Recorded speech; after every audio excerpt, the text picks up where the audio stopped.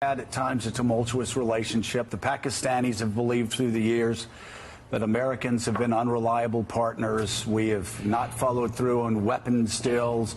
At times, the Pakistanis believe we have pushed them in directions that are not in their national interest. And, of course, Americans have had concerns with the Pakistanis now. Just pulling back from the events of this week, even this month, give us, if you will, your best read on U.S.-Pakistani relations right now. Are we in a better place today than we were, say, 5-10 years ago? Definitely. This is the best relationship Pakistan had with the U.S. in almost 2 decades. But let me just give you a brief history. Pakistan joined, U.S. and Pakistan got together against the Soviets when they invaded Afghanistan. And so Pakistan trained militants to fight jihad. They were called Mujahideen, who fought against the Soviets. And so these groups came and they operated from Pakistan in the 80s. Come 1989, Soviets retreat from Afghanistan, the US packs up and leaves. And in 91, we were slapped with sanctions, Pressler sanctions. So that was a shock because Pakistan had, by this time, 4 million Afghan refugees. We were left with these militant groups, and sectarian terrorism started in Pakistan. Come 9/11, we again joined the U.S. And I remember George Bush saying that, look, this time it will be different. We are not going to abandon you. Because Pakistanis were skeptical. We had been abandoned. This time again, we joined and I opposed it. And I'll tell you why I opposed Pakistan joining the U.S. Because we had trained these mujahideen, these groups, to do jihad against foreign occupation in Afghanistan. Now, when the Americans turned up in Afghanistan, how are we going to explain to them that now it's no longer jihad, it's terrorism?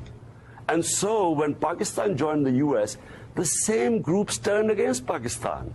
And the fundamental mistake Pakistan's leadership made at the time is that they tried to tell the U.S., don't worry, we'll be able to deal with it.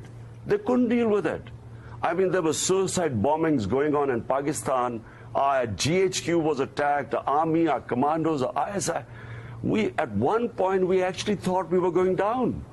And so U.S. kept putting pressure on Pakistan to help them more. Pakistan could not deliver more. There were 150,000 NATO troops, and if they couldn't win in Afghanistan, how was Pakistan going to help them?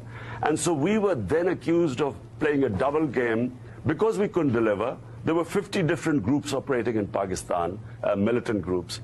And so this mistrust began. Now our relationship is based on truth and trust. We are partners in peace now.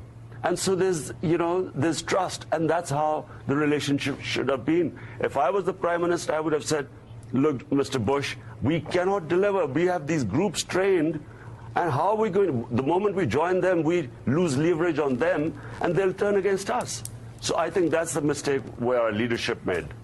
And what advice have you given President Trump about Afghanistan, a war that many Americans have grown tired of 18 years later? You know, I mean, I kept opposing. I kept saying there is no military solution only because you only have to know the history of Afghanistan.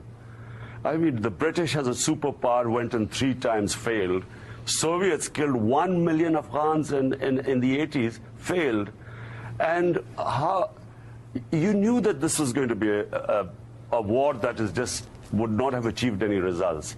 Someone should ask, I mean, if I was an American, I would ask that $1.5 trillion at least have been spent in Afghanistan. What have we achieved in this?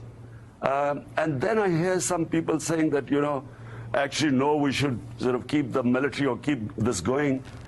This will go on for another 19 years. The taxpayer in U.S. is going to keep pouring in money in there. While the U.S. was pouring money in Afghanistan in this futile war, the Chinese were developing first world infrastructure, and you just have to go to China to see the way their infrastructure is. And I'm in New York, and and I'm watching the the car bumping around here. Okay.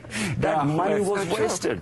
You know, you do That not money sound was wasted. You do not sound right now like a prime minister from Pakistan. You sound like a voter from the Bronx who Yes. would complain about the infrastructure, our money being spent on wars in Afghanistan instead of on fixing LaGuardia and the other infrastructure there and across America. Mr. Prime Minister, thank you so much for Thank being you. with us. Imran Khan, thank you We very greatly much. appreciate it.